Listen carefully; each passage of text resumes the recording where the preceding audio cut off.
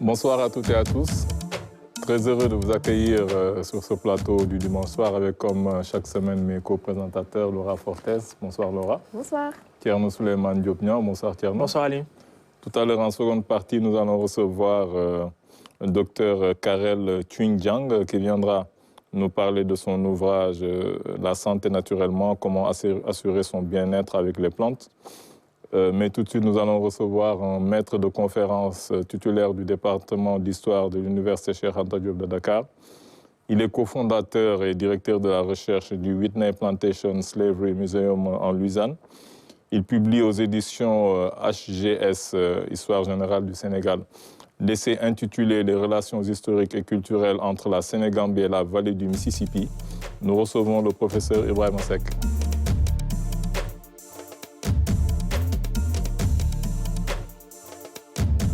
Nous allons également recevoir une enseignante, historienne, storyteller et entrepreneur américaine, descendante de la 7e génération de la célèbre Anna Kinsley, née Antamadi Ndiaye.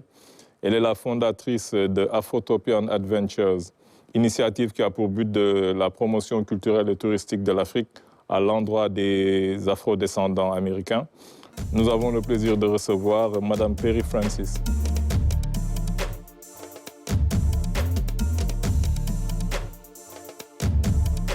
Bonsoir madame, bonsoir monsieur.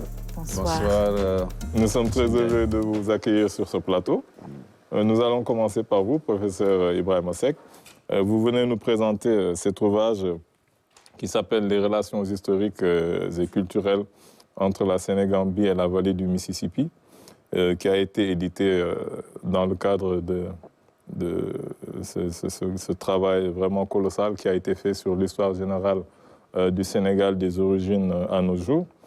Et c'est un ouvrage qui nous parle d'un domaine, je pense que beaucoup de gens ignorent, c'est cette relation entre cette zone qu'on appelle la Sénégambie, qui va un peu du Sénégal, comme vous avez dit, peut-être jusqu'en Sierra Leone, et également la vallée du Mississippi.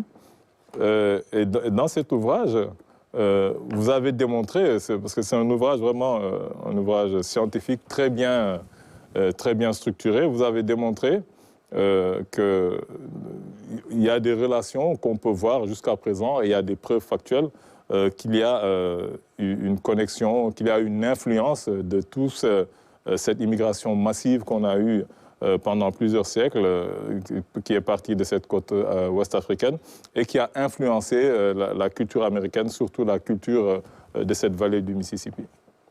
Oui, effectivement, c'est un livre où je cherche à faire comprendre que l'histoire de l'esclavage, ce n'est pas seulement une histoire de déportation et de travaux forcés, avec toutes les maltraitances, mais c'était un moyen pour moi de faire comprendre aux gens que ces personnes, ces captifs qui ont quitté le Sénégal, la Sénégambie, ont non seulement contribué à bâtir l'économie de la vallée du Mississippi, comme tous les autres Africains l'ont fait partout dans l'hémisphère occidental, c'est-à-dire le continent américain, mais aussi ils ont défini des cultures.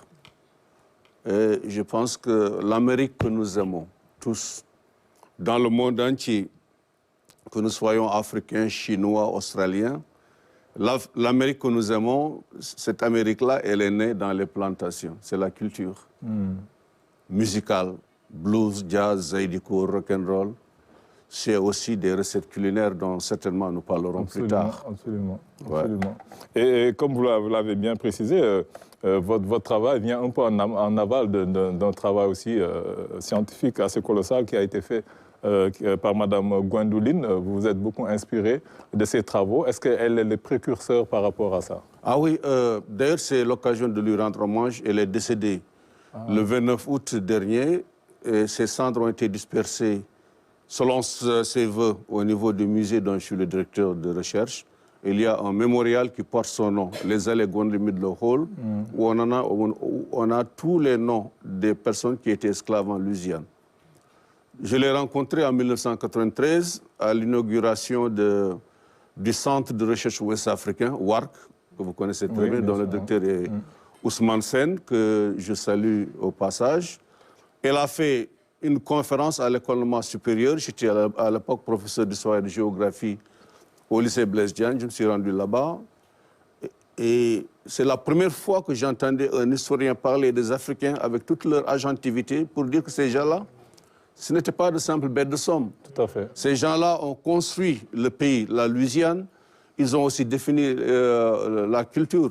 Absolument. Alors, elle a interprété donc ces faits culturels dans la mesure de ses connaissances de l'Afrique. J'ai senti que quelque part, il faudrait aussi qu'un Africain puisse compléter le travail. Absolument. Et tout de suite, je suis retourné à l'université pour faire une thèse.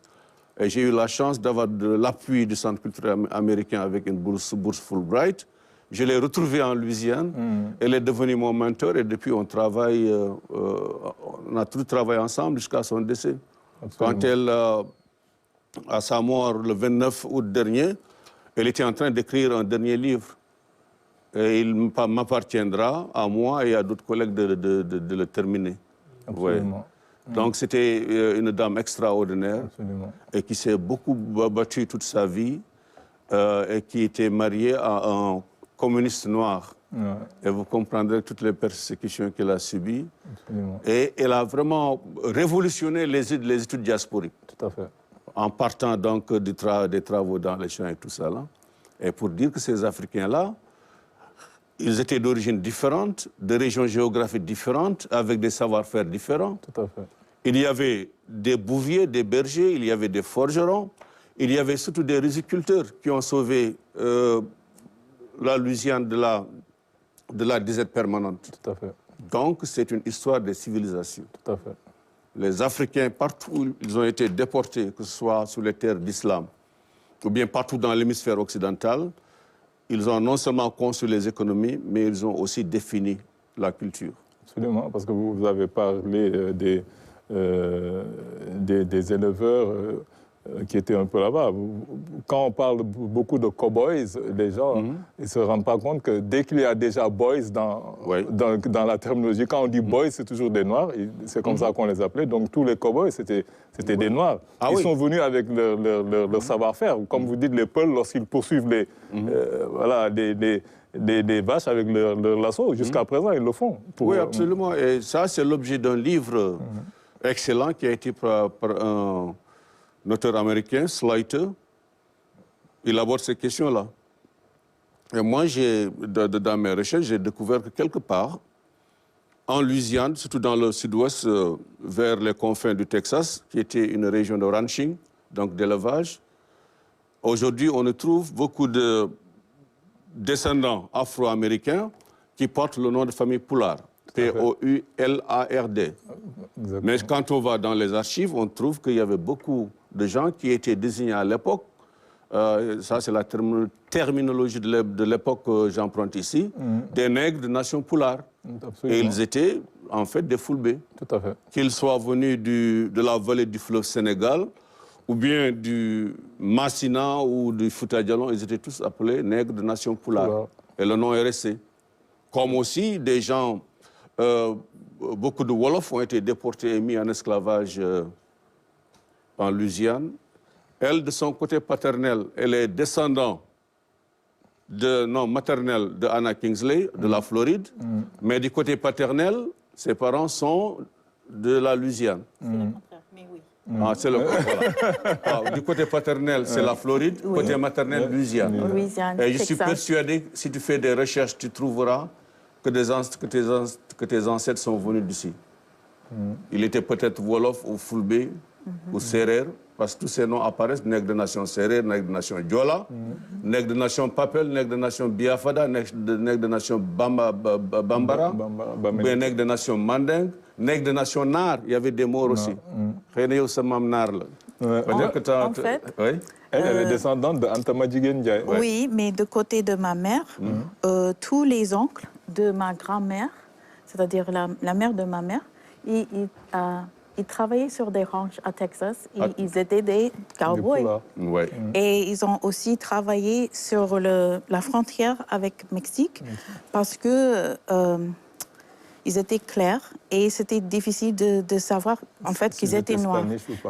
Peut-être qu'ils étaient mexicains, peut-être qu'ils étaient espagnols. Alors ils travaillaient pour le gouvernement américain sur la frontière.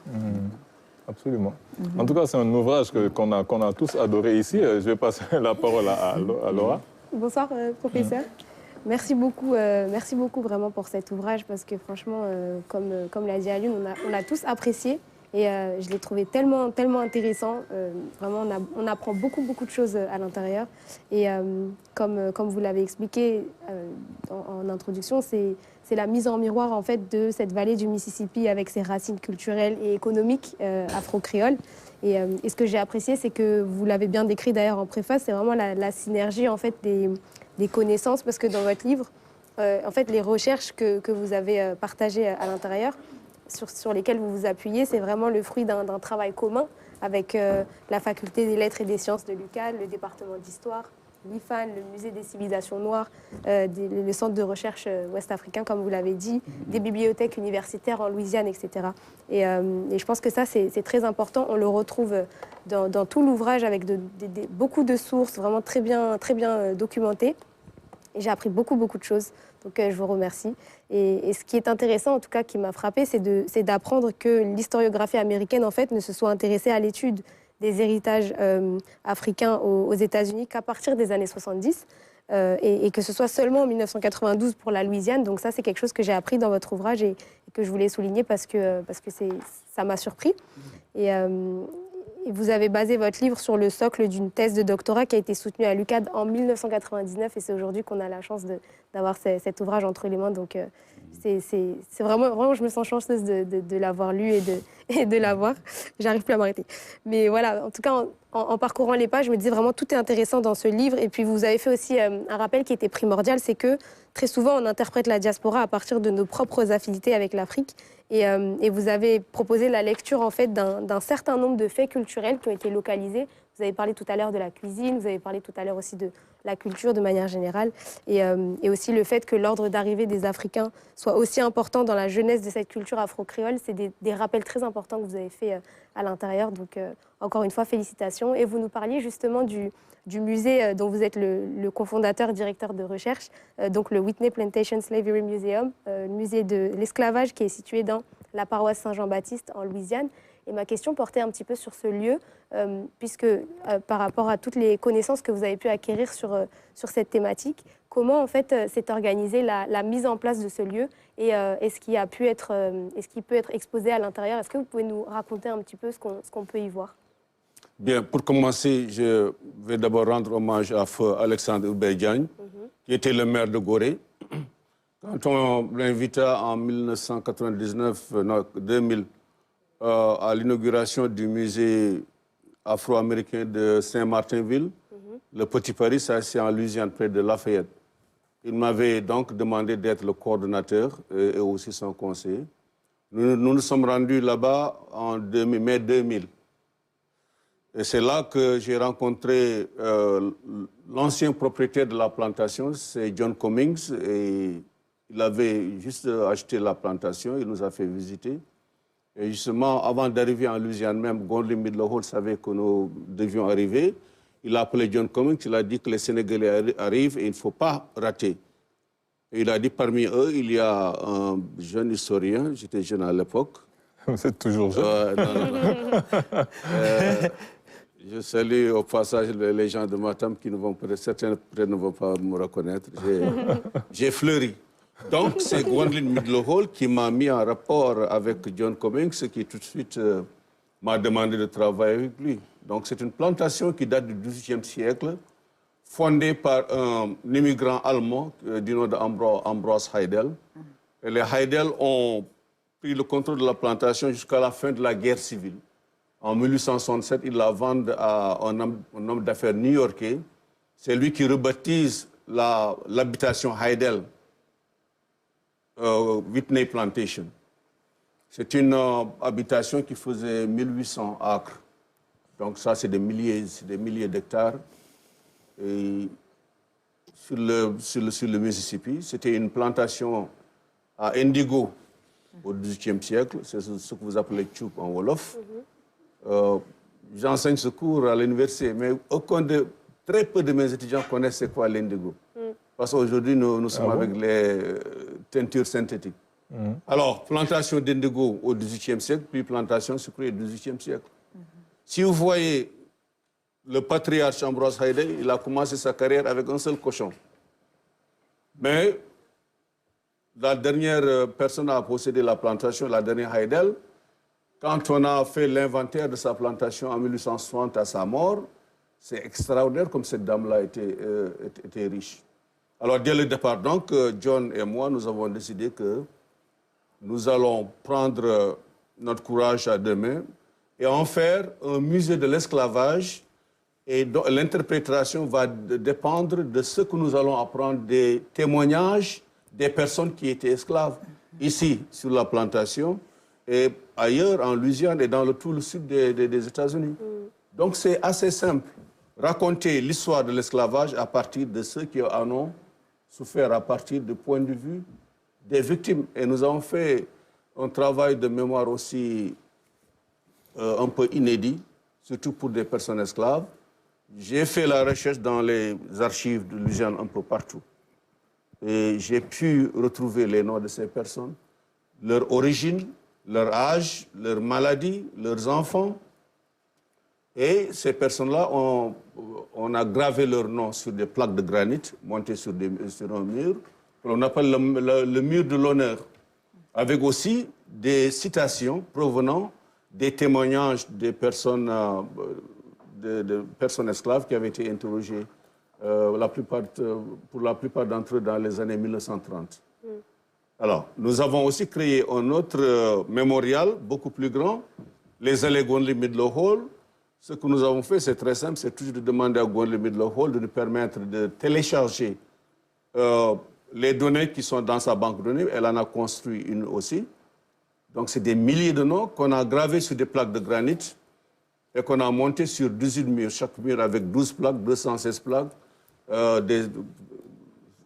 des milliers de noms, accompagnés aussi de photos datant de la période esclavagiste, mais aussi des citations tirées toujours de ces témoignages des anciens esclaves. Alors, le troisième mémorial est dédié aussi aux enfants morts en esclavage. Il fallait un mémorial pour les enfants esclaves, souvent on les oublie. Et le dernier mémorial est dédié aux personnes qui ont fait la révolte de 1811. À l'instar d'Haïti, donc 7 ans plus tard, ils voulaient eux aussi créer une nation libre sur la vallée du Mississippi. Ils se sont révoltés, mais malheureusement, à l'époque, la Louisiane était le pays le plus surveillé des États-Unis, plus que Washington même, parce que l'essentiel de la flotte était là-bas. Ils venaient d'acheter la Louisiane et ils savaient que les Anglais avaient encore les yeux sur la Louisiane. Donc, ils ont essayé, ils n'ont pas réussi et ils ont payé le prix de la défaite. Beaucoup ont été condamnés à mort, reconduits devant les plantations où ils vivaient. Devant tout le monde, hommes, femmes et enfants, ils ont été exécutés, ensuite décapités et les têtes plantées sur des pieux. Avec des témoignages de l'époque montrent qu'en descendant le fleuve Mississippi de Baton Rouge à la Nouvelle-Orléans, on voyait ces têtes sanguinolentes, ces têtes en train de pourrir, jusqu'à ce que les têtes soient complètement décomposées et qu'il ne reste que le squelette. Donc nous avons montré l'esclavage dans sa face la plus hideuse. Au passage, nous avons rendu hommage à toutes ces personnes, mais aussi le plus difficile, c'était d'implémenter, c'est-à-dire de mettre la culture sur le terrain. C'est un musée à ciel ouvert. Qu'il neige ou qu'il fasse trop chaud, les gens sont dehors. Et très passionnés, ils suivent pendant 1h30. Mais à l'intérieur, nous avons une exposition interne où nous faisons le focus sur la culture. Tu vois, ce que les Africains ont apporté aux Amériques sur le plan des cultures matérielles, mais aussi des cultures immatérielles. Donc nous avons fait une emphase sur les riziculteurs qui ont été sélectionnés en Sénégambie, quelque part entre le pays Sérère, le pays Diola, jusqu'en Guinée, Guinée-Bissau, jusqu'en Sierra Leone, et qui ont sauvé le pays de la disette. On a parlé des bergers, Peul. On a parlé aussi de la religion traditionnelle africaine, la spiritualité, le vaudou. Vaudou, c'est un mot qui signifie tout simplement tour en Wolof ou pangol en sérère. Donc là, nous présentons les similarités et tout pour dire que voilà, c'est ça la spiritualité africaine. Il y en a même qui disent que ça vient de woudou en arabe, qui dit faire les ablutions. Parce que c'est les musulmans qui étaient ici sur la côte ouest qui sont allés là-bas. Ah oui, et que voodoo, c'est voodoo. Ouais, très certainement les antiquistes sont en train de faire aussi un travail extraordinaire pour montrer que toutes ces religions dites révélées étaient en réalité originaires d'Afrique. Toutes les religions, absolument. Moïse est sorti de l'Afrique à un âge très avancé, un vieillard. Il a été formé dans les temples égyptiens. Tout à fait. Mais comme vous le savez, avec l'esclavage, la colonisation, il fallait falsifier l'histoire. On ne peut pas dire que ces gens-là, ils sont noirs, ils ne connaissent pas Dieu, il faut les mettre en esclavage pour les sauver et ensuite dire que la civilisation, en fait, est née en Afrique, que les êtres humains... que c'est l'origine de l'humanité, que c'est l'origine de la production alimentaire, tant animale que végétale, que c'est aussi l'origine de la science, en fait, l'origine de la civilisation tout court. Tout à fait. Mais nos ancêtres qui ont été mis en esclavage ont démontré partout où ils ont été que ce n'était pas qu'ils étaient donc des êtres humains qui avaient des savoir-faire pointus, qui avaient un certain rapport avec la nature à travers leur spiritualité et tout, et qui ont donné une vitalité extraordinaire, comment dirais-je, à la religion traditionnelle africaine de l'autre côté, que ce soit vaudou, candomblé et tout ça là.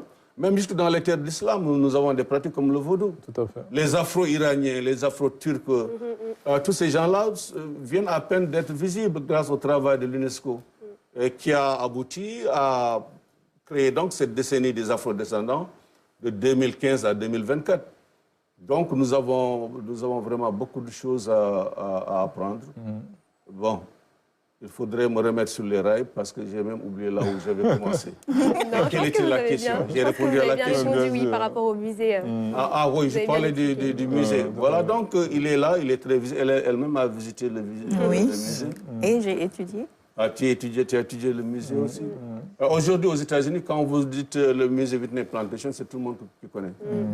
En France aussi, on a eu beaucoup de médias qui sont venus de grands médias.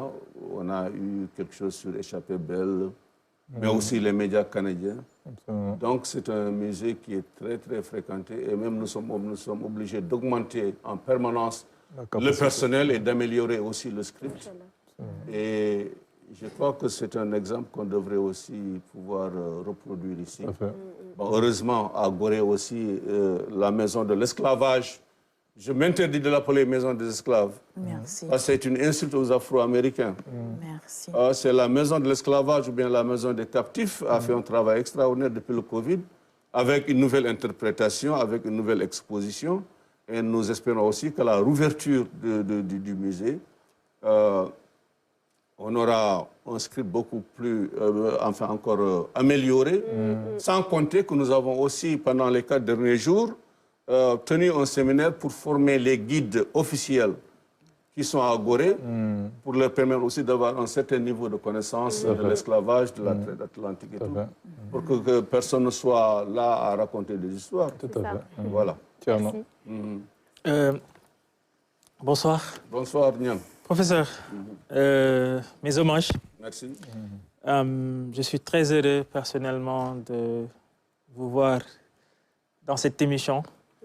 Pour moi, cet ouvrage est un ouvrage très sérieux qui est rédigé par un sachant je pense que ce qui est intéressant quand on lit certains ouvrages et ce qui nous ramène vraiment à être heureux à la fin, c'est qu'on voit que la personne qui rédige cet ouvrage a mis du sérieux, a consacré du temps, mais aussi de l'énergie. C'est-à-dire que cet ouvrage, vous l'avez fait pour restaurer des vérités historiques.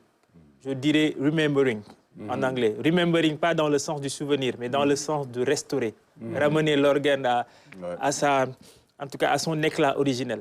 Et ça, vous le faites très bien dans cet ouvrage-là. Et sur la forme aussi, c'est très bien écrit. Mais c'est normal, c'est un professeur qui écrit. Donc, c'est vraiment remarquable. Mais aussi, le lieu de l'histoire, Mississippi. Moi, j'ai adoré cette ville-là. C'est un État très hospitalier et à beaucoup d'égards qui ressemble beaucoup à l'Afrique. Bien entendu, Mississippi, partout, on voit des lieux, des moments qui nous rappellent que l'Afrique a traversé ce continent, mais l'Afrique y siège encore. Et à travers les esclaves, bien entendu, qui ont séjourné dans ce pays-là.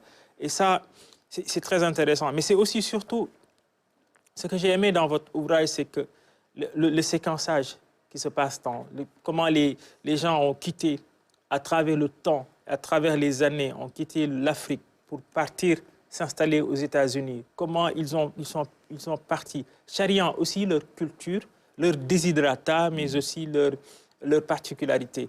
Et ça c'est vraiment intéressant parce que je pense qu'on ne devrait jamais cesser de rappeler à la face du monde que nous avons souffert. Et que ce n'est pas de la victimisation, ce n'est pas se lamenter, mais se dire, écoutez, nous sommes... parler de l'avenir, tracer un sillon pour le futur, mais c'est aussi ne pas oublier le passé. Ce passé hideux de l'humanité. Ce passé qui a fait que des êtres humains se sont levés pour penser que d'autres étaient des sous-hommes et qu'on devait les exploiter, on devait les anéantir et on devait les instrumentaliser au service de desseins mercantilistes. Et ça, je pense que ces genres d'ouvrages-là permettent à ce souvenir, ou en tout cas à cette mémoire-là, de rester vivace et d'apparaître comme quelque chose qui va être scandé par les langues de la postérité. Et donc, je pense que pour cela, moi, je vous félicite et je vous remercie d'avoir écrit cet ouvrage-là. Alors, moi, j'ai quelques questions. Et la première d'entre elles, c'est quand vous parlez d'agentivité, c'est-à-dire, autrement dit, la capacité d'agir, qui est très importante des Africains qui ont séjourné aux États-Unis. Est-ce que vous pensez quelque part que cette culture-là, que ces esclaves ont amené avec eux aux États-Unis, a été cette chose-là essentielle qui leur a permis d'avoir cette capacité d'agir et de rester eux-mêmes jusqu'à présent? Oui, c'est tout le sens qu'on peut donner à agentivité. Vous êtes un être humain, vous pouvez penser, vous pouvez agir sur votre environnement, sur votre milieu. Parce que très souvent, quand on présente les personnes esclavisées, c'est des gens qui sont là juste à attendre l'ordre du maître et à travailler au rythme imposé par le fouet. C'est absolument faux. Ces gens-là, très souvent, n'attendaient même pas que le maître leur demande de faire quelque chose. Une fois qu'on a compris que c'est fini, on ne peut plus rentrer en Afrique, on devient marron, mais très souvent, ce n'est pas la solution. On rentre et tout ça là. Il faut que la vie continue. Et il faut comprendre aussi que ces gens-là, nous sommes au 18e, 19e siècle, et à l'époque, je crois que tout le monde passait par des rites d'initiation. La majorité, c'est des gens qui sont sortis des leuls, ils sont sortis du bois sacré sous la surveillance du masque, et qui ont développé une résilience avec des traitements qui sont même beaucoup plus durs que celles que l'on peut avoir dans l'armée. Et ce sont ces gens aussi qui ont pu survivre, qui ne sont pas suicidés pour la plupart, parce que, comme le dit Bouki dans La belle histoire de Luc le Lièvre, le suicide est de la lâcheté. On t'apprend à respecter la nature, mais aussi à respecter la vie. Tu ne peux pas attenter à ta propre vie, même dans l'adversité la plus extrême qu'est l'esclavage. Donc ils avaient des connaissances. Je vais vous donner un exemple. Nous avons parlé des productions agricoles et tout. Mais parlons médecine. Dans le livre, vous avez l'intendant de la plantation du roi à la Nouvelle-Orléans qui parle d'un noir qui lui a appris à soigner le scorbut, qui lui a appris à soigner la maladie des pions, c'est ce qu'on appelle les tabs en Wolof, mais qui lui a aussi appris des notions de gynécologie. Oui. Donc, dans tous les domaines, ce sont des gens qui ont apporté des savoir-faire pointus et qui ont sauvé toutes ces colonies. Parce que les Français, quand ils ont colonisé la Louisiane, ils ont emmené des colons dans un milieu subtropical humide dont ils ne connaissaient pas, c'est une nature qu'ils ne connaissaient pas. Ils n'avaient pas les savoir-faire pour faire face à cette nature-là. Beaucoup sont morts de faim. On décrit des scènes vraiment tristes, des gens qui vont brouter de l'herbe ou bien aller ramasser des coquillages.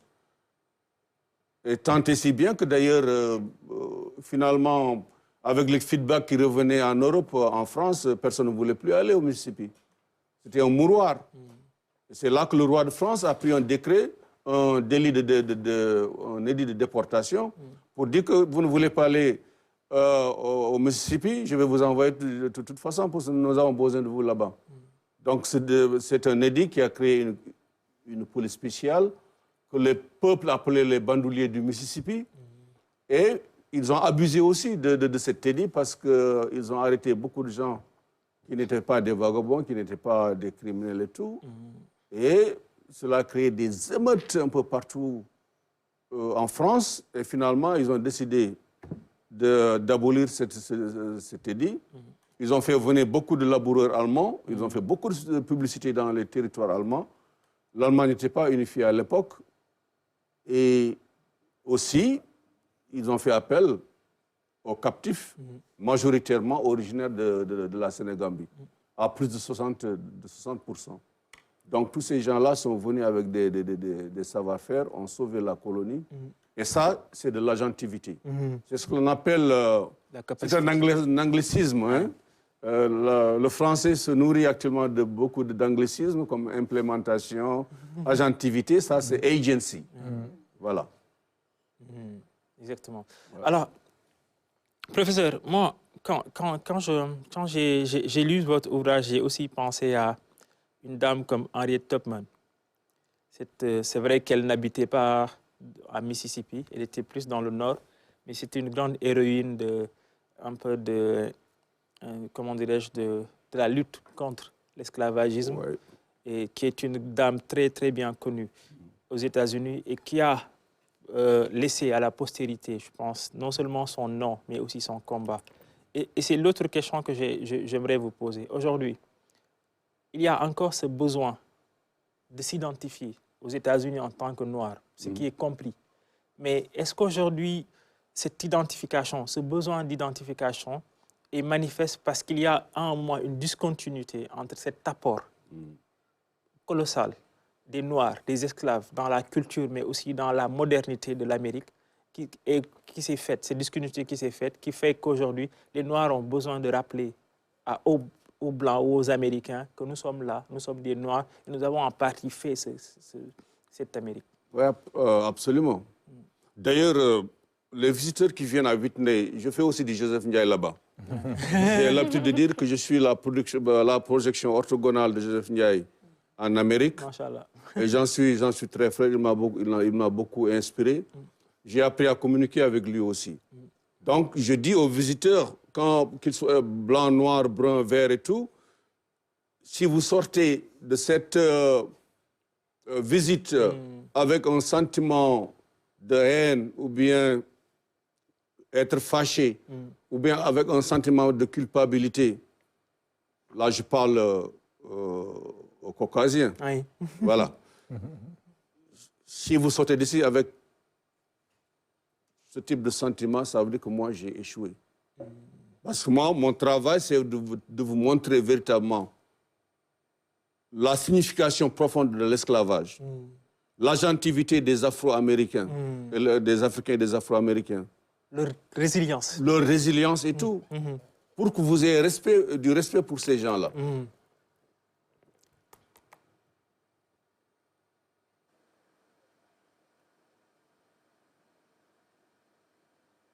Pour que vous cessiez de les tuer comme du gibier.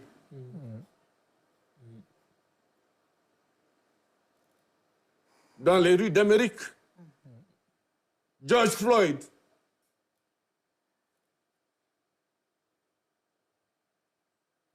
excusez-moi,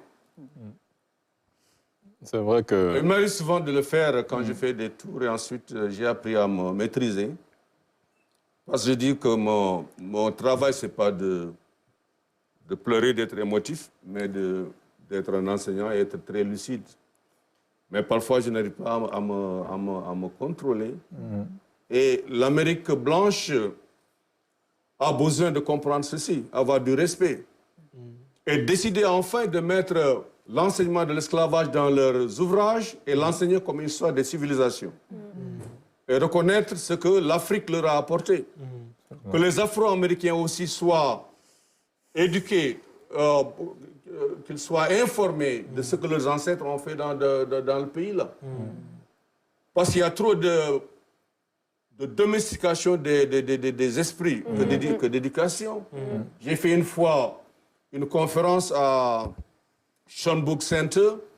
C'est une Sénégalaise, Sylviane Diouf, à l'époque, qui était la directrice, je crois qu'elle l'est toujours.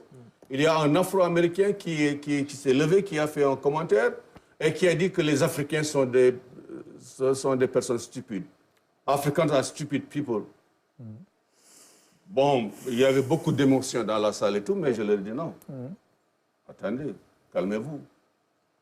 S'il a dit, je lui ai fait savoir que si tu as dit ça, c'est que tu as appris ça quelque part. Il a été formaté. Dans ta tête. Il faut s'éduquer, il faut se former.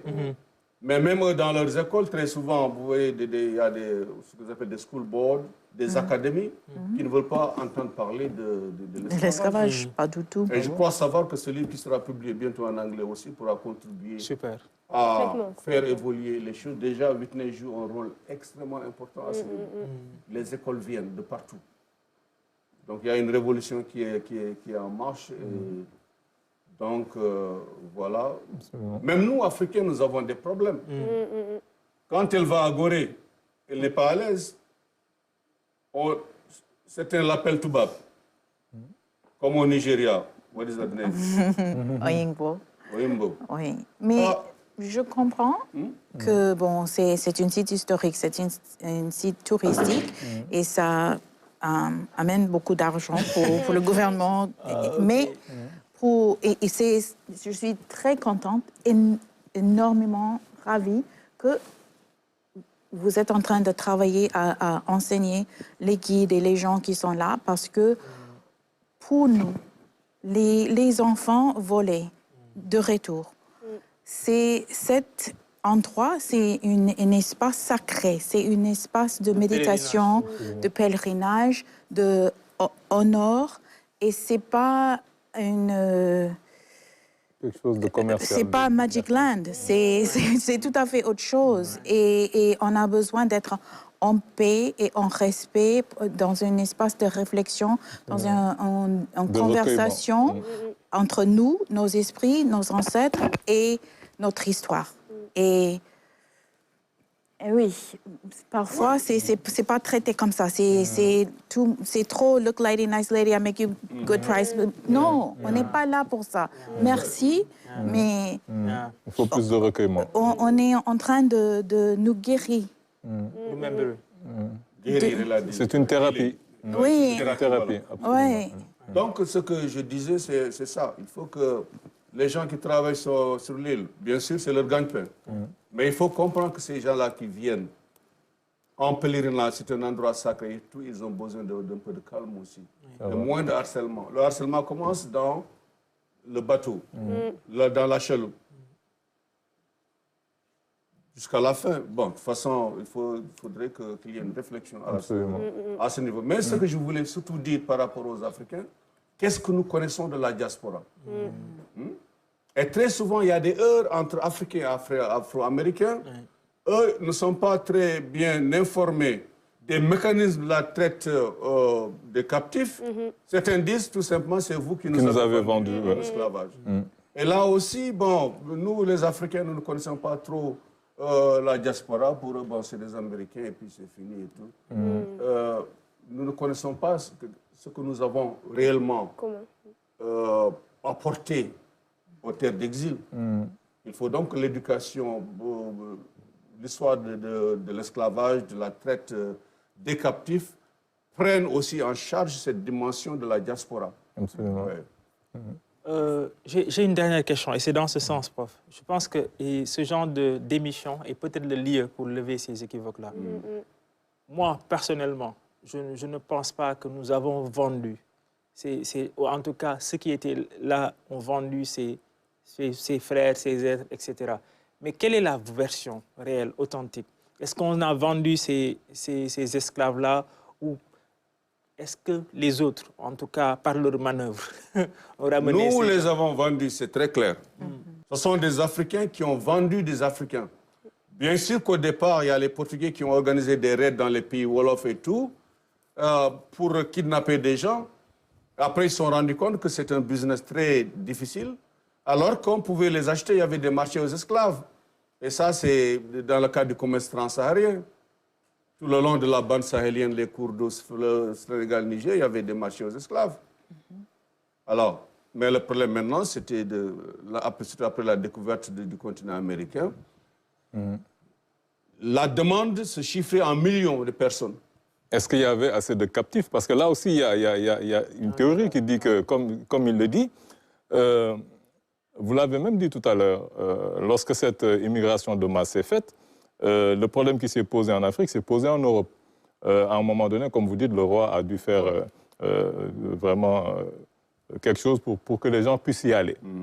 Donc, il y avait ceux qui étaient déportés. Les gens, ils étaient condamnés à des années de servitude là-bas pour qu'on les amène. Il y en a qui allaient aussi des aventuriers de leur propre gré. Ouais, mais... et maintenant, pourquoi cette façon de voir les choses, on n'a pas vu cette façon de voir les choses également en Afrique? Est-ce qu'il n'y a pas des gens qui ont été peut-être appâtés, qui ont été trompés? On leur a dit qu'il y a du travail aux Amériques. Est-ce qu'il n'y a pas des Africains qui sont partis également de leur plein gré? Par exemple, est-ce qu'il n'y a pas un pourcentage? Si on prend le pourcentage des captifs, le pourcentage des gens qui ont été déportés, est-ce qu'il n'y a pas un pourcentage de gens qui sont allés, comme on le voit actuellement? Parce que comme vous le dites dans l'ouvrage, il y a beaucoup d'historiens qui disent que le présent raconte le passé. Comme on voit dans les embarquements, des gens qui vont de leur plein gré avec leurs enfants, avec leurs épouses. Est-ce qu'il n'y a pas des gens qui pensaient qu'ils allaient trouver du travail et qu'une fois là-bas, c'était le trap, c'était le piège qui s'est refermé sur eux? Non. Il y a des gens qui ont traverser l'océan en homme libre. Il n'y a pas que des captifs qui sont partis, mais c'est un nombre très infime. Bon, il y a d'ailleurs quelques exemples dans le livre. Il y en a qui disent 20%. Ouais, il y en a mais qui... ce que vous avez dit aussi est très important par rapport aux besoins de ressources humaines. L'édit de déportation du roi de France a été aboli, passé en 1717, aboli en 1719, parce que la stabilité du pays était menacée. Et il fallait que sauver la stabilité du pays. Et qui va le faire? Ce sont les Africains. Alors là, il a fallu donc, comme les besoins se chiffraient en millions, industrialiser la traite, en faire vraiment un business. Et comment y parvenir?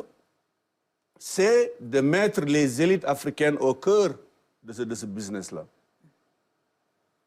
C'est très simple. Rien qu'en prenant le cas des armes à feu, même si certains ont refusé au début, il y en a qui ont résisté pendant des années, ensuite qui sont résolus à vendre des captifs contre des armes à feu parce qu'ils voient que le voisin est en train de monter en puissance, il a accepté.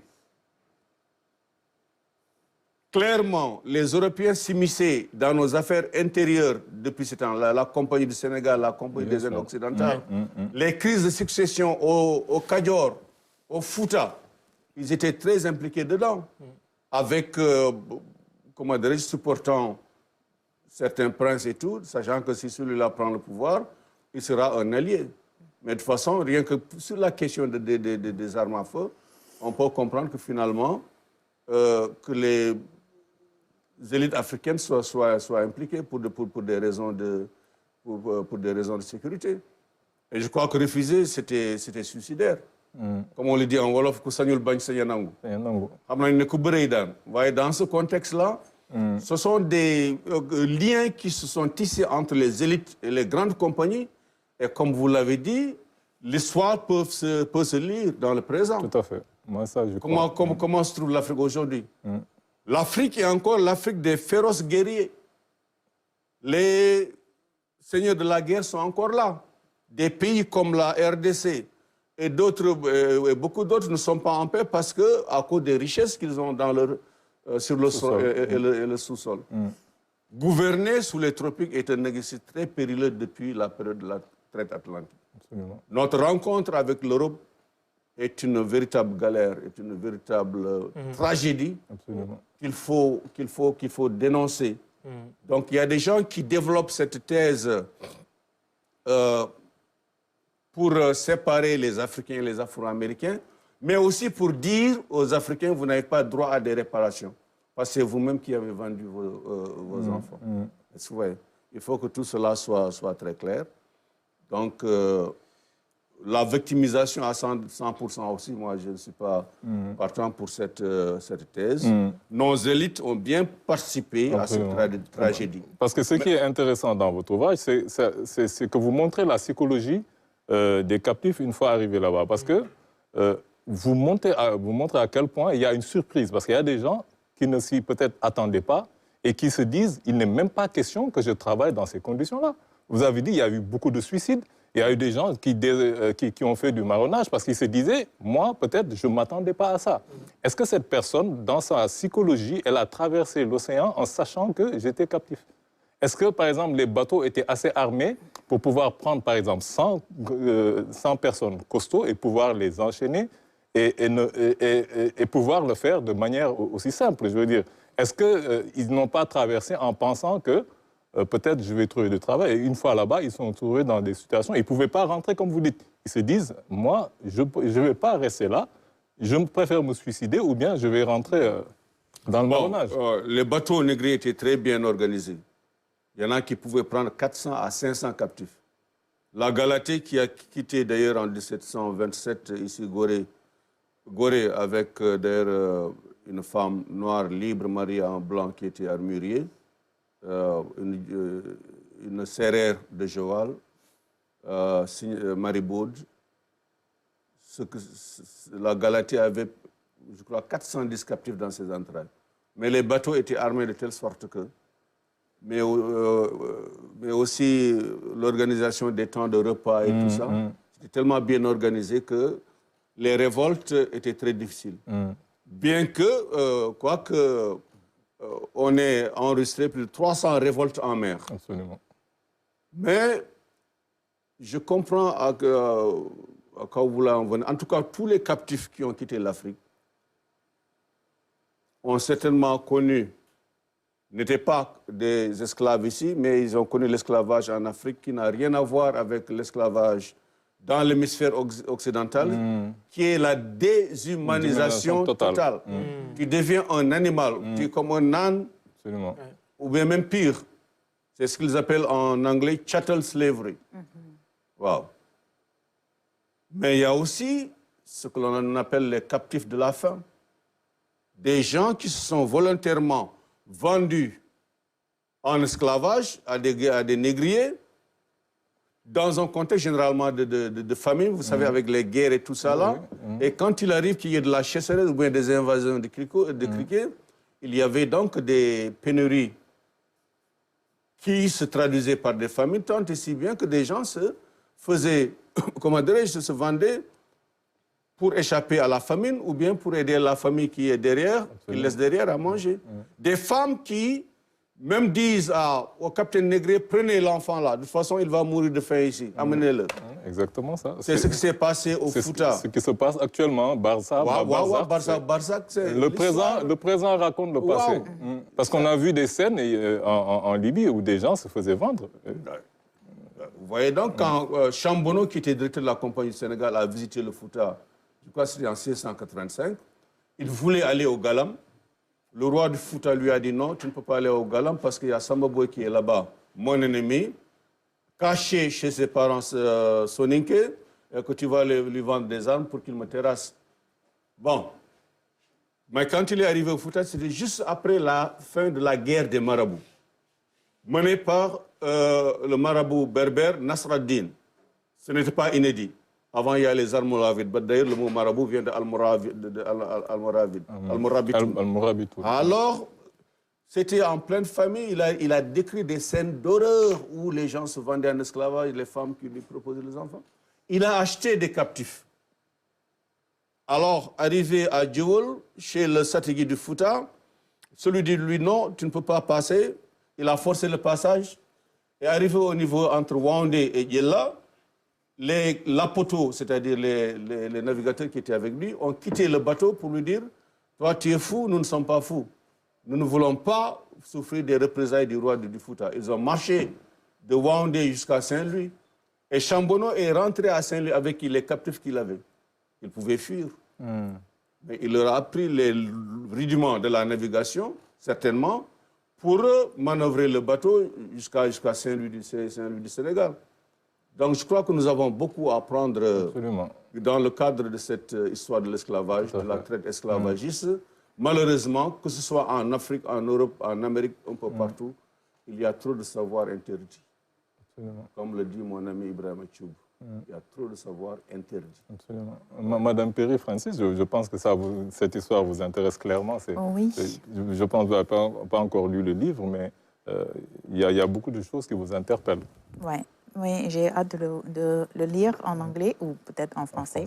Je vais essayer de me débrouiller. Mais bon, cette œuvre parle de Sénégambie et vallée de Mississippi, mais mon histoire, ça parle de Sénégambie et la Floride. Et bon, on peut faire des comparaisons avec plusieurs endroits. Tout à fait. Aussi, par exemple, Caroline du Sud a un grand rapport avec Sierra Leone. C'est possible de tracer où la majorité de ces gens captifs sont arrivés. En fait, une autre chose qu'on parle pas beaucoup, c'est qu'il y avait beaucoup plus des captifs africains qui sont arrivés en Amérique du Sud. Oui. Il y a plus des Africains, des Afro-descendants au Brésil qu'aux États-Unis. Beaucoup plus, au Mexique. Ouais. Et même, il a un peu effleuré dans son ouvrage. Il a parlé des travaux de précurseurs comme votre collègue Pathé Diagne, également Ivan von Sertima. C'est-à-dire qu'ils ont exactement. Oui. Il y a des gens qui étaient là-bas bien avant Christophe Colomb. On ne parle pas de cette première vague d'immigration qui s'est faite depuis longtemps, depuis Bakary II. Moi, j'ai vu, comme elle l'a dit, des villes, on ne peut même pas citer le nombre de villes en Amérique du Sud, en Amérique centrale, qui ont les mêmes noms que les villes au Mali, des noms bambara qu'on retrouve jusqu'à présent. Donc, tellement de mandingues, tellement de musulmans, parce qu'il y en a beaucoup qui étaient déjà musulmans, de noms qu'on retrouve. Les noms en Amérique, même aux États-Unis, les noms des villes qui s'appellent Mecque, des villes Maca, Médina, il y en a tellement, on ne peut pas les compter. Donc, beaucoup de gens... ça, c'est vrai que c'est une autre partie de l'histoire, mais beaucoup de gens ignorent complètement que les Africains étaient là-bas bien avant cette période de l'esclavage. Ils n'ont pas l'initiative de l'histoire, malheureusement.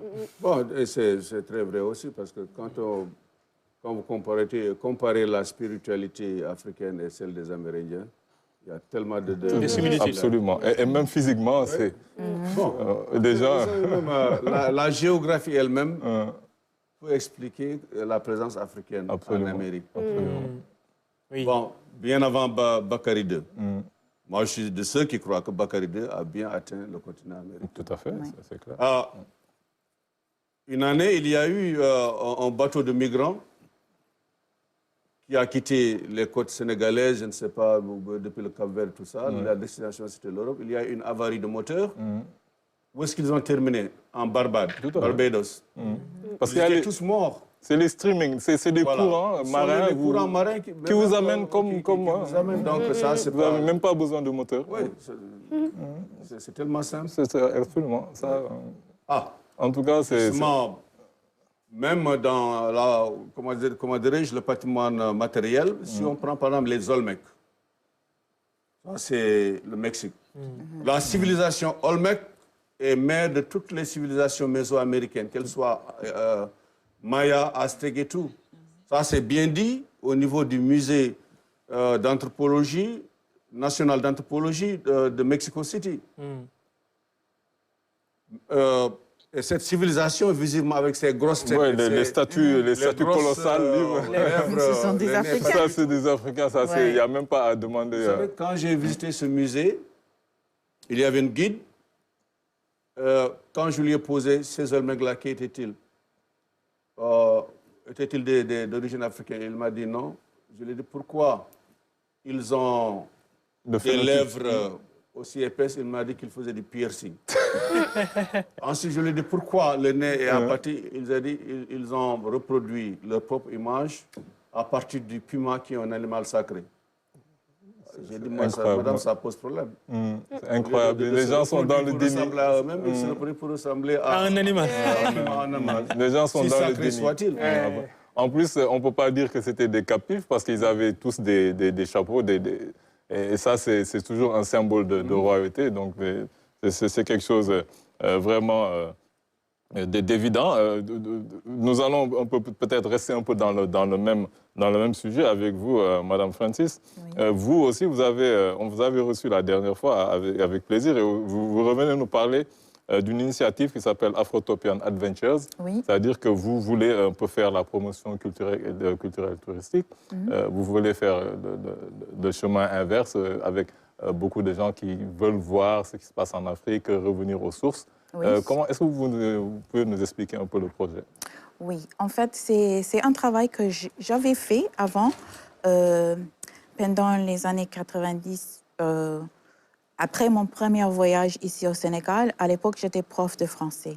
Alors, j'ai amené pas beaucoup, mais plusieurs groupes, des lycéens que j'ai enseignés à l'époque.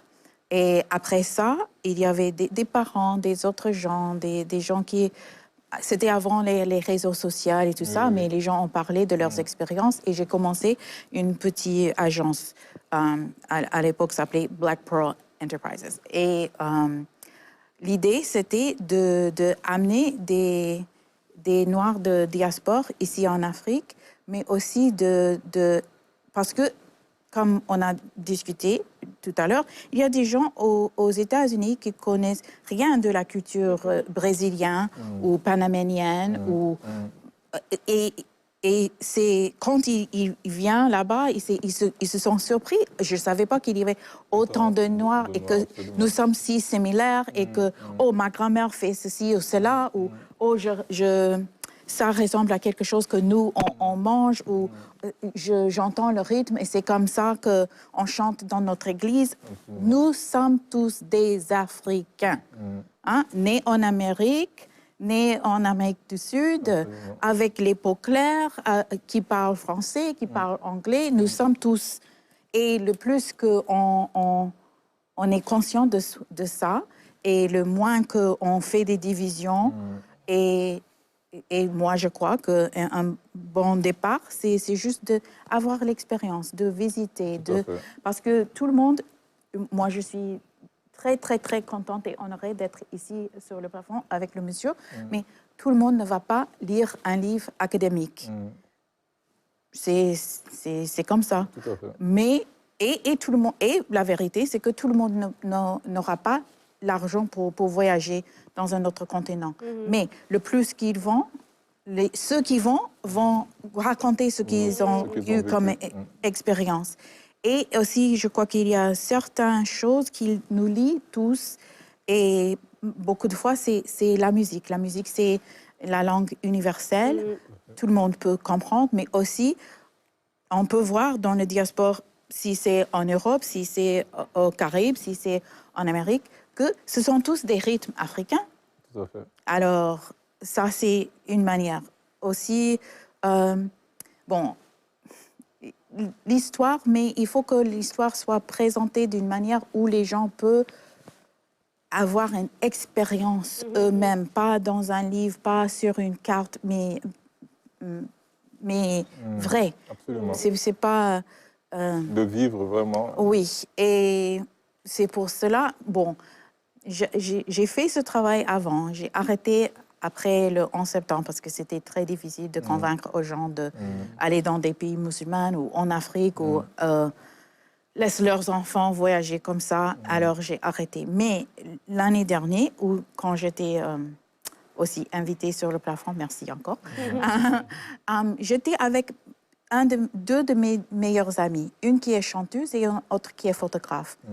Et d'abord, en principe, c'était pour m'accompagner, pour avoir cette expérience très personnelle de trouver les racines de mon ancêtre, de rencontrer ma famille et de voyager en Jollof et tout. Mais j'ai vu que elles-mêmes, elles ont eu leur propre expérience. Ça a mené des choses à leur créativité. Une de mes amies qui n'a jamais quitté les États-Unis avant, qui a fait... Bon, elle est très ouverte, elle a une personnalité très charmante. Elle dansait, elle a appris sa barre comme ça. Et elle a même enregistré un disque avec un musicien, un rappeur sénégalais ici. Notre amie, elle a pris des photos incroyables. Et j'ai dit, bon, c'est pas... Bon, c'était quelque chose de très personnel pour moi, mais aussi quelque chose qui passe au public. Je dis, mais est-ce qu'il y a une manière qu'on peut prendre cette expérience et donner aux autres et dans une manière plus structurée, plus organisée. Et aussi, bon, nous sommes des touristes, mais pas des touristes. Vous comprenez? C'est quelque chose de très particulier. Et même, on ne vient pas en Afrique avec le même esprit qu'on va au Dubaï ou en Europe. Au Las Vegas, parce qu'on sait que ce n'est pas la même chose. Et aussi, si vous demandez la majorité des Noirs américains, des Afro-Américains, si vous avez un budget illimité, où est-ce que vous voulez y aller? Et il dit toujours, oh, j'ai envie d'aller en Afrique. J'ai toujours eu envie de voir le motherland. Je veux aller sur le continent. Mais chaque année, ils vont en Jamaïque, en Mexique. Et pourquoi est-ce qu'il ne prend pas l'initiative? Parce que ce n'est pas quelqu'un qui le présente, qui dit « moi, je l'ai fait, je peux faire avec vous, je peux vous enseigner, je peux vous aider ». Je ne peux pas dire « il n'y a pas », mais il y a moins. Et alors, c'est pour ça que j'ai dit « OK, bon, je vais relancer ». Quelque chose que j'ai essayé, que j'ai beaucoup aimé, et je vais encore essayer. Alors, cette fois-ci, moi et mon amie Aïcha, nous sommes ici depuis le 4 mai. Et on a fait beaucoup de choses. On n'est pas allé au Casamance et de côté Est, mais on a fait des petits voyages partout au Sénégal. On a visité des sites historiques et culturels, mais aussi des hôtels, des boutiques, pour être capable vraiment de créer des itinéraires très intéressants, mais aussi d'être capable de dire, bon, moi je suis allée à Fatala. C'est comment ça se fait qu'on marche avec les lions. Il ne faut pas porter comme ceci ou cela, il ne faut pas penser à... Il faut pas avoir peur parce qu'il y a des gens qui se dirigent. Il faut tenir le bâton. Ouais. Oui, alors, et on a l'intention d'amener des gens en décembre, un mois de décembre et encore en mois de mai, parce que, comme j'ai dit, je crois que l'art, la culture, la musique, ce sont les choses qui... Du Dakar et le festival de jazz de Saint-Louis. On est allé cette année et aussi, pour moi, c'était une expérience à la fois de business, mais très personnel, parce que mon père, il est musicien, il est percussionniste, et il a joué à ce festival en 2004. Et sur le programme de cette année, il y avait 2 de ses meilleurs amis qui connaissaient, parce que mon père, il habitait à Paris jusqu'au très récemment. Maintenant, il habite en Floride avec sa sœur. Mais c'était très, très émouvant. Et parfois, quand je les ai vus sur scène, ce sont des hommes que je connais ou que j'ai entendu parler des histoires depuis... Toute petite. Et j'ai oublié, ils sont des maîtres, ils sont des musiciens très, très forts. Et c'était formidable. Et aussi, la ville de Saint-Louis même. Il y a un sentiment là-bas, il y a une énergie là-bas, que c'est beaucoup... C'est très lié à la Nouvelle-Orléans, à Charleston, à Savannah. Tous ces endroits, les villes de port, où beaucoup de choses, et les gens même, ont été importés et exportés, qui ont été construits, battus pendant cette période coloniale, soit français, soit espagnols, ils ont un peu le même énergie, même le même architecture, les mêmes couleurs et tout. Et c'était un peu... J'avais l'impression d'être au Charleston, en Afrique.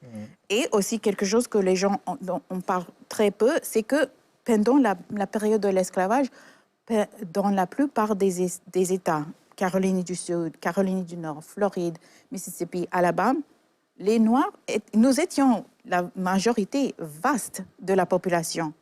C'est-à-dire que pour 50, 100 comme le monsieur a dit, tous, quand on considère la culture du Sud ou bien parfois la culture américaine, c'est vraiment la culture africaine exportée aux États-Unis par les Africains nés en Amérique. Tout à fait. Et même que la couleur de nos peaux a changé, la langue qu'on parle a changé, nous restons des Africains. Absolument. Tout à fait. Laura, rapidement. Là. Bonsoir, Madame Princesse. C'est un plaisir de vous recevoir de nouveau et ça fait plaisir de voir avec toujours autant de sincérité à quel point vous êtes motivé en fait pour pouvoir partager avec d'autres ce que vous avez vécu comme expérience à travers vos nombreux voyages ici. Et je vous félicite ainsi que votre collègue qui est photojournaliste, si je ne me trompe pas, pour cette initiative. Je pense que c'est très intéressant et très important. Et surtout le fait que vous ayez décidé de miser sur la partie héritage culturel dans votre proposition touristique à destination justement d'autres personnes comme vous qui sont afro-américaines, qui veulent en savoir plus sur leurs origines africaines. Et je pense, comme on l'a vu avec le professeur, que parfois malheureusement, il y a un vrai manque de culture par rapport à ces origines-là. Donc c'est un travail qui est très intéressant que vous proposez. Et j'ai bien aimé le programme que vous avez proposé d'ailleurs, parce que c'est pas seulement juste de faire du tourisme et de dire que finalement l'Afrique c'est pas comme on pensait, il y a aussi des hôtels 5 étoiles et autres. C'est pas le but. Le but c'est vraiment de reconnecter un petit peu à d'où on vient et de comprendre tout ce qui fait qui nous sommes. Donc je pense que c'est très important et moi je le dis souvent, je dis toujours voyageons chez nous parce que c'est important. Et même même pour les Sénégalais qui sont sur place, de voyager à l'intérieur du pays un petit peu partout, c'est là où on apprend tellement de choses sur nous-mêmes et c'est vraiment primordial. Donc je vous félicite pour ça et je vous remercie pour votre sincérité parce que c'est très touchant. Et ma petite question du coup, pour être un petit peu rapide, ça serait quel est votre plus gros challenge puisque votre cible est afro-américaine?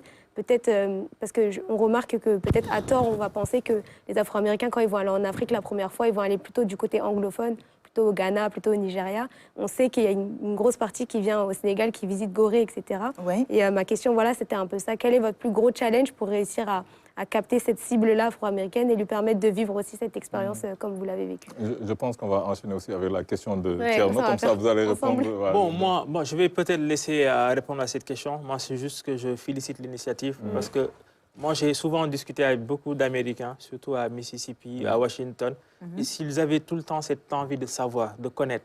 Et c'était vraiment une demande sincère.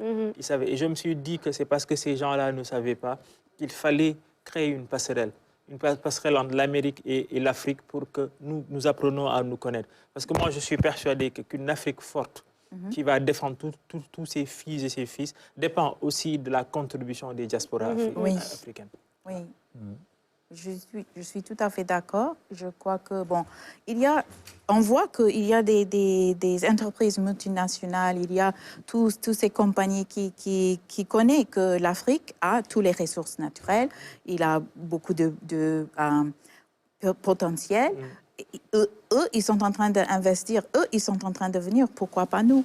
Parce que l'Afrique, c'est l'avenir, mais c'est à nous tous de la construire. Bon, même aux États-Unis, peut-être qu'on a accès aux ressources ou on a accès, mais c'est beaucoup moins que les autres, mais on a accès aux ressources, au système éducatif et tout ça, mais il y a toujours quelque chose qui manque chez nous. On ne veut pas le laisser parce que c'est nous qui a construit. On ne peut pas le laisser parce que nous appartient à cette terre-là. Mais ici, je dis que parfois, il y a un sens différent de marcher sur une terre qui souvient tes pieds. Hein? Et qui, Bon, même parfois, les gens disent que vous êtes étrangère, américain, tout pas différent. Pour nous, on sait que peut-être, mais on est autre chose aussi. Absolument. En tout cas, nous avons été très heureux de vous accueillir sur ce plateau. Ouais. Et également très heureux d'accueillir le professeur Ibrahima Seck. Je rappelle que votre ouvrage s'appelle « Les relations historiques et culturelles entre la Sénégambie et la vallée du Mississippi ». Vraiment un ouvrage que nous recommandons à tout le monde. C'est vraiment un très bel ouvrage, oui, rapidement. Juste un dernier mot pour Oui. dire que rien n'arrive par hasard. Tu as travaillé pendant 25 ans avec le Sénégal. Oui. Moi, depuis un quart de siècle, je travaille sur ça et aujourd'hui, on se retrouve sur le même plateau. Je ne savais même pas que tu devais être là. Moi non plus. Et là, bon, on va continuer, on va initier une coopération. Absolument. Et merci à la RTS et j'avais l'impression d'être devant un jury de thèse. Vous avez un niveau excellent. Merci beaucoup. Merci beaucoup. Merci beaucoup. Vraiment, nous vous souhaitons une bonne continuation. C'était un plaisir. Merci. Nous allons poursuivre cette émission avec la seconde partie où nous allons recevoir un médecin du sport camerounaise spécialisé en rééducation, diplômé des universités de Bamako au Mali, de Strasbourg en France et de Bavière en Allemagne. Elle vient de publier aux éditions Naja l'ouvrage intitulé « La santé naturellement, comment assurer son bien-être par les plantes ». Nous avons le plaisir d'accueillir Dr Karel Chunjang.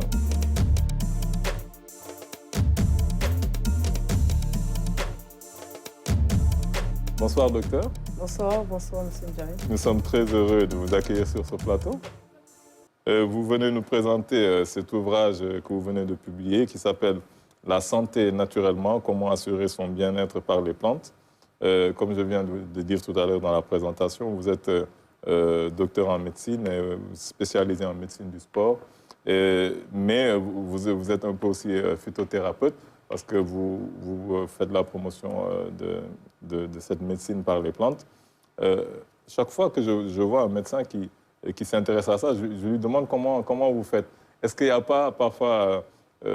Conflit d'intérêt. Voilà, ce conflit, je ne sais pas si c'est un conflit d'intérêt, mais c'est un conflit quand même par rapport à ça, parce que la question que je posais aussi à un pharmacien qui était un peu dans ce domaine-là, qu'est-ce que vous dites à vos patients? Est-ce que vous les orientez vers cette médecine, comme vous l'avez appelée, cette médecine douce? Ou bien comment vous faites dans la vraie vie, avant de parler de l'ouvrage, comment vous faites quand vous parlez à vos patients? En fait, moi, spontanément, je me base vraiment d'abord sur les plantes, mais je crois que ça dépend aussi du patient qu'on a en face. Parce qu'il y en a qui sont vraiment médicaments et on ne peut rien faire. Mais je laisse toujours la porte ouverte et je crois que les premiers conseils, par exemple, ceux qui ont l'hypertension, j'ai déjà des protocoles établis. Donc, dès qu'ils sont intéressés, je dis OK, j'imprime. Je dis écoutez, commencez déjà par là et si ça ne fonctionne pas, on verra par la suite. Donc, je pense que c'est aussi l'histoire même de la médecine. Ce n'est pas moi qui crée, c'est la base. Donc, je pense qu'on commence, même le premier traitement de la tension, par exemple, c'est l'alimentation. C'est valable aussi pour le diabète et je pense qu'on doit commencer par les bases. Tout à fait.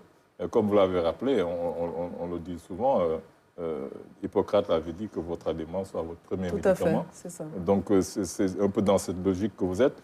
Et vous avez fait un ouvrage, vraiment, pour moi, c'est vraiment un ouvrage précieux, très bien édité, très bien écrit, et qui est une sorte d'abécédaire, comme vous avez dit, de la santé par les plantes. Je pense qu'il y a presque toutes les plantes qui y sont, hein, des plantes qui soignent. Bon, c'est presque... c'est un pléonasme de dire les plantes qui soignent, parce que peut-être je pense que toutes les plantes, à la base, elles soignent. Il y a même des fruits, on ne s'imaginait même pas qui soignent à ce point-là. Et là, vous avez dit dès le départ que c'est peut-être la période du Covid qui a été un déclencheur pour vous. Oui, pour écrire le livre. Mais sinon, je faisais déjà des sortes de protocoles pour mes proches. En fait, la famille, bon, ça, c'était déjà le quotidien parce que tout part aussi d'une histoire personnelle. Mais effectivement, le déclic, ça s'est fait vraiment... voilà, on a perdu un cousin qui était... Nous, on l'appelait le baobab. Vous savez, le baobab, vous savez ce que c'est ici. C'est aussi une sorte de représentation. Et c'était pareil. Et je pense que ça s'est fait... je n'ai pas... Parce que chaque fois, je remettais. Et là, du coup, je me suis dit, non, je pense que là, il va falloir au moins qu'il y ait quelque chose qui soit fait et qui soit peut-être... qui puisse aider au maximum. Et donc, c'est comme ça que j'ai commencé à écrire sans même me rendre compte. Parfois, c'était jour et nuit. Et au final, c'était un livre, en fait. Donc, c'était vraiment... c'était ce déclencheur-là. Oui. Absolument. Je pense que Laura a adoré également cet ouvrage. Oui, effectivement. Bonsoir, docteur. Bonsoir. Félicitations pour votre ouvrage. Merci beaucoup d'avoir partagé toutes ces connaissances-là avec nous et de cette manière-là. Parce que je trouve qu'il est très intéressant à lire. J'ai bien aimé la forme. Le fait que voilà, ce soit dans l'ordre alphabétique, que du coup, je pense qu'on peut se dire « Ah, j'ai ça chez moi, je vais mettre ça dans mon plat, je vais aller regarder quelles sont les vertus. » Et c'est très intéressant. J'ai bien aimé surtout les rappels que vous avez faits en tant que médecin, parce que c'est vrai que parfois, tout ce qui touche à la santé, si ce n'est pas un médecin qui le dit, on va avoir du mal à faire confiance. Et je pense que justement, le fait que vous soyez médecin et que vous-même, vous ayez décidé d'écrire ce livre, c'est très important, c'est très précieux. Et c'est ce qui donne en fait toute sa légitimité à ce que vous nous partagez.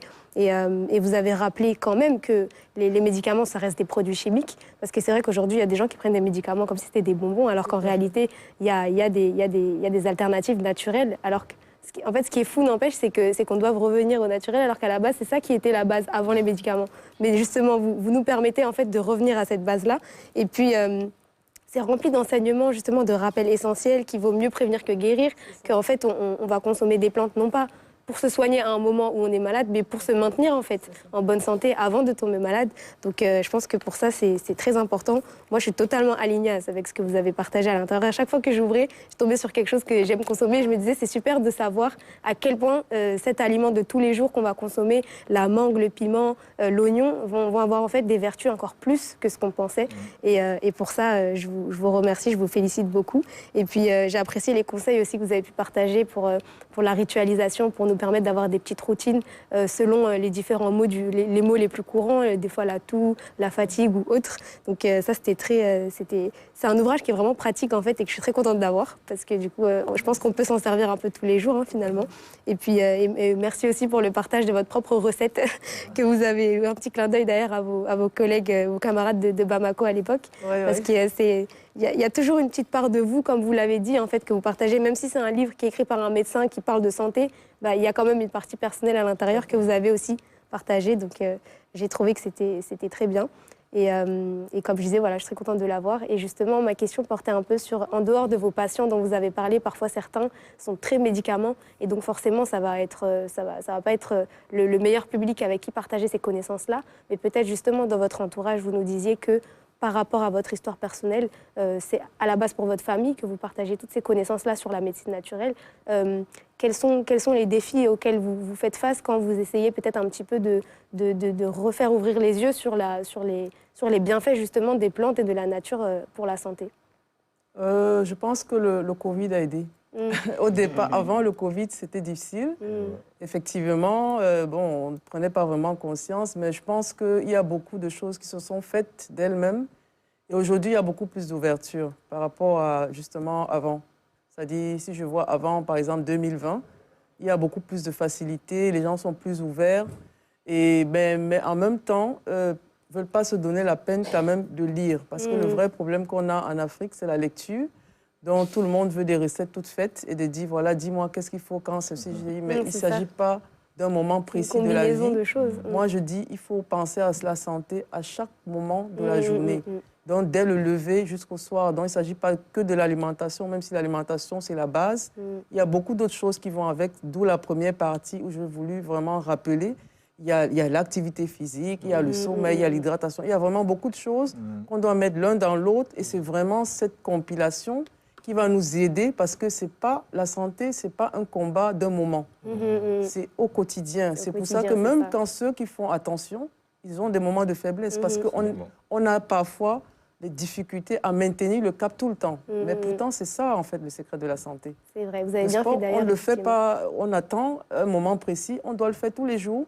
C'est la même chose, on boit de l'eau tous les jours, donc on doit se dire, non, qu'est-ce qu'on doit faire aujourd'hui pour la santé et le faire à tout moment. Donc moi, c'est vraiment de dire, tous les aliments qu'on a, prenons conscience de ce que ça nous apporte. Je pense que ça nous aide à mieux savoir, OK, aujourd'hui, j'ai envie de ceci parce que voilà. Ça, vraiment, c'est ça. Et toutes les richesses qu'on a, vraiment, on a des trésors en Afrique. Ce serait vraiment dommage de ne pas en profiter. C'est vrai. C'est vrai, on mange pour vivre, on ne vit pas pour manger. Tout à fait. Vous avez, ce que j'ai oublié de rappeler aussi, peut-être Tierno pourra revenir dessus, c'était que vous avez beaucoup insisté sur les conseils que vous donnez pour garder un bon système immunitaire aussi. Parce qu'évidemment, c'est un peu comme vous venez de le dire, c'est la base qui va nous permettre de nous protéger contre toutes ces maladies-là. Tout à fait. Merci. Tout à fait. Bonsoir, docteur. Bonsoir. Alors, moi, d'emblée, j'aimerais vraiment que tous les téléspectateurs qui vont regarder cette émission essaient d'avoir cet ouvrage. Je pense que c'est déjà très bien dit, très bien édité, comme l'a dit le patriarche, je pense, qui s'occupe de sa santé.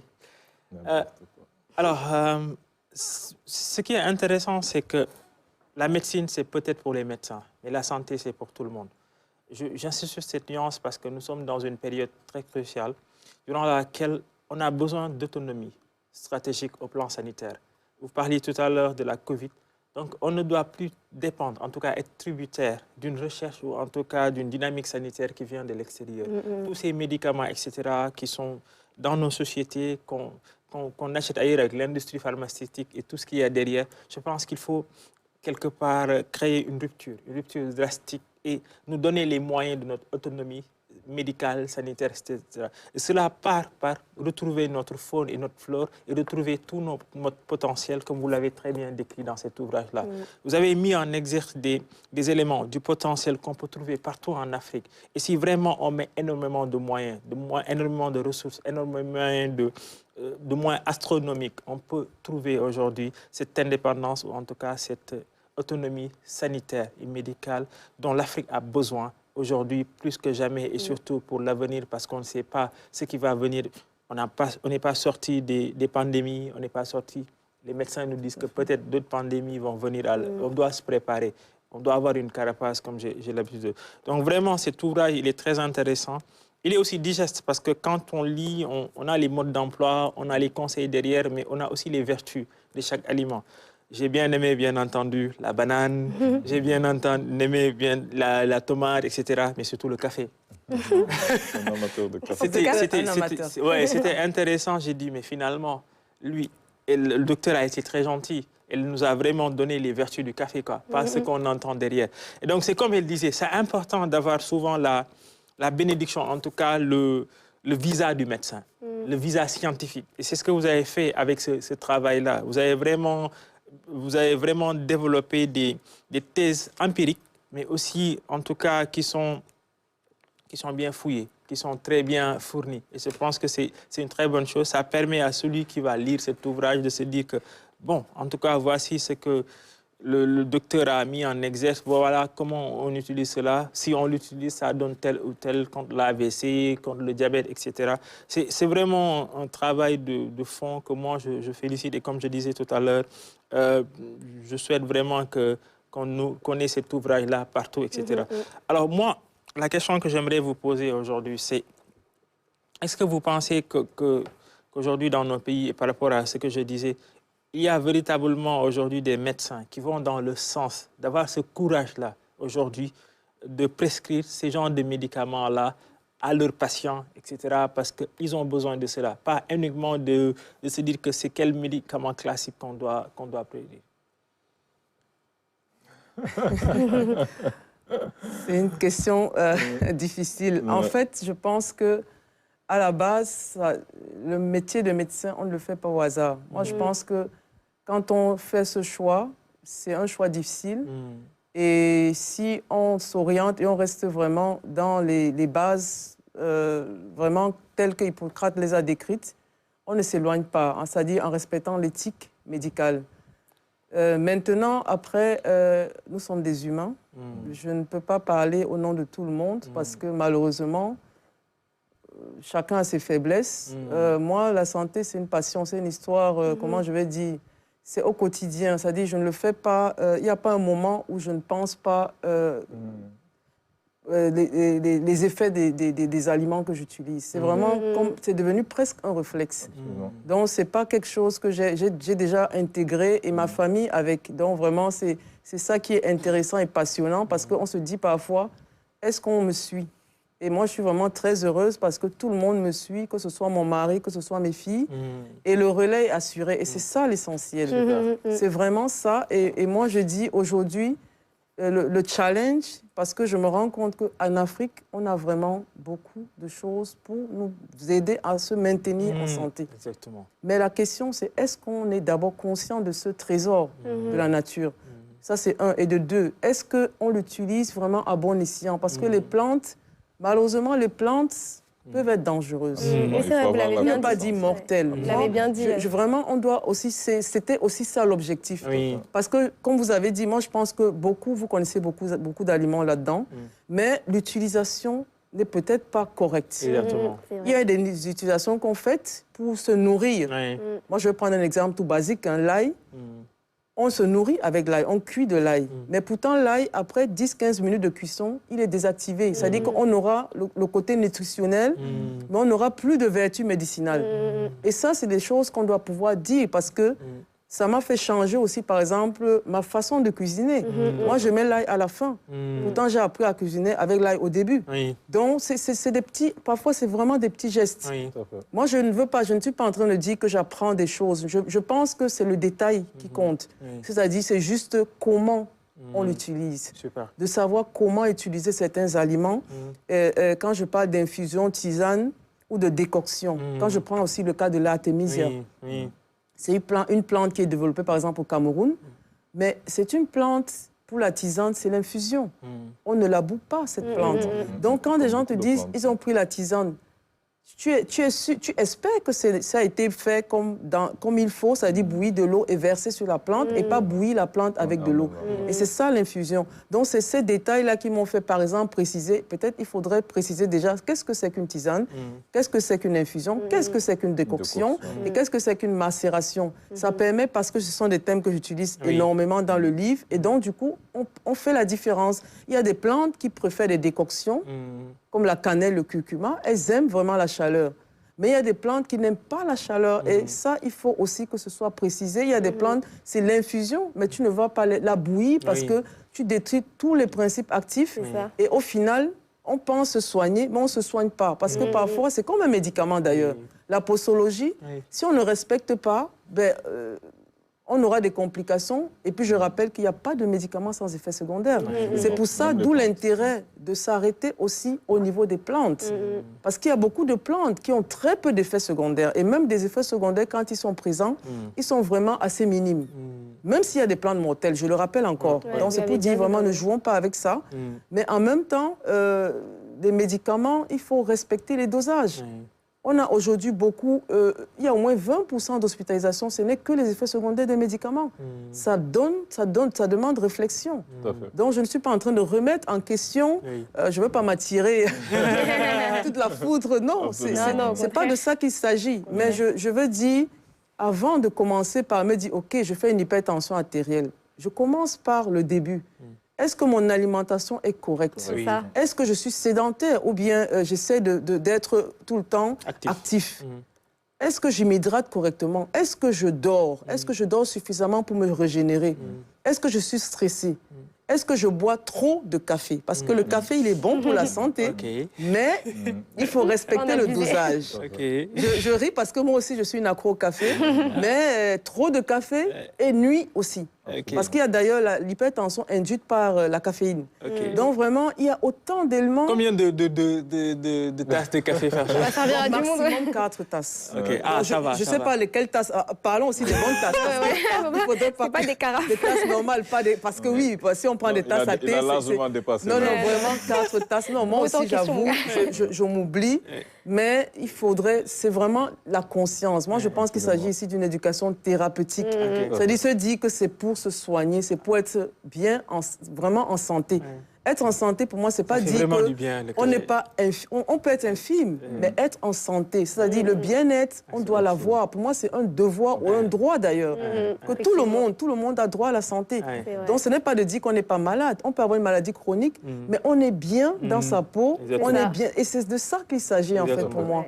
Et c'est ce combat-là de me dire comment est-ce qu'on peut aider les gens à savoir que oui, il y a des choses qu'on peut faire parce que on ne doit pas, c'est pas écrit sur le front toutes les pathologies qu'on a. Mais le bien-être, c'est contagieux. Quand on est content, c'est l'entourage qui se sent bien. Mais en même temps, quand on est stressé, je crois qu'on impacte aussi notre entourage. Et c'est pour ça que je pense que c'est un challenge. Je ne suis pas moi-même épargnée. Hein. C'est un combat pour moi aussi. Il y a des moments où c'est OK, mais il y a des moments où voilà, on s'oublie. Mais il faut ce rappel-là pour se dire non, restons, gardons le cap et faisons-le pour tous nos proches parce que ce n'est pas un combat d'un moment, c'est au quotidien. Vraiment pouvoir savoir que je dois prendre des tisanes, je dois prendre des ceci. Je pense que déjà ici, vous êtes d'ailleurs beaucoup avancé parce que moi, quand on regarde j'ai encore regardé les trucs de mortalité parce que j'en parlais avec mon mari, c'est lui qui m'en parlait. Et j'ai été curieuse, mais je me suis dit, ah oui, c'est vrai. Vous avez dépassé le seuil, c'est-à-dire que le seuil de mortalité, le Sénégal est bien au-dessus. Mais quand on regarde des pays où on ne s'attend pas, la Côte d'Ivoire, elle est en dessous. Le Cameroun, c'est encore là. Vous êtes à pratiquement 68 ans de bien-être, c'est-à-dire sans possibilité de maladie, d'espérance de vie. Donc, ça veut dire que déjà, vous avez déjà un peu montré la route, je pense. Je peux dire ça comme ça. Mais il y a beaucoup à faire. Parce que je pense qu'il y a beaucoup d'habitudes qu'on a et qu'il va falloir vraiment travailler ou retravailler parce qu'il s'agit vraiment d'essayer d'adapter, en fait. Je ne dis pas de tout changer parce que tout changement prend du temps et parfois l'organisme n'aime pas. Donc, il faut essayer d'être progressif. Absolument. Tout se fait dans la progression et vraiment, c'est d'adapter, en fait. Donc, c'est pour ça qu'il y a des choix et de dire, voilà, il y a des aliments qu'on n'aime pas. De dire, OK, voilà, quand tu aimes ceci, voilà ce baobab. Moi, j'adore le baobab.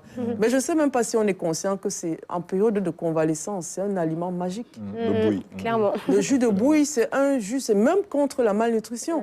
Tellement il a des vitamines. Il est complet, cet aliment. Donc, vraiment, il y a des choses, c'est-à-dire, il y a des choses qu'on peut combattre chez nous. Avec nos aliments. Et vraiment, il faudrait qu'on intègre ça, c'est-à-dire qu'on apprenne ça très tôt. Je pense que si on apprend très tôt aux enfants, ils grandissent avec et ce serait plus facile. Tout à fait. En tout cas, cet ouvrage, je pense que va un peu servir à ça. C'est comme l'a dit Thierno, c'est un ouvrage que tout le monde devrait avoir. Ça s'appelle La santé naturellement. Comment assurer son bien-être par les plantes. Vraiment, nous avons été très heureux, Dr Carrel, de vous recevoir sur ce plateau. Nous vous souhaitons vraiment une bonne continuation. Merci. Remercier également mes co-présentateurs, Laura Fortes, Thierno Diopnian. Remercier tous les techniciens de la RTS et tous les téléspectateurs qui nous regardent tous les dimanches soirs. À dimanche prochain, Inch'Allah.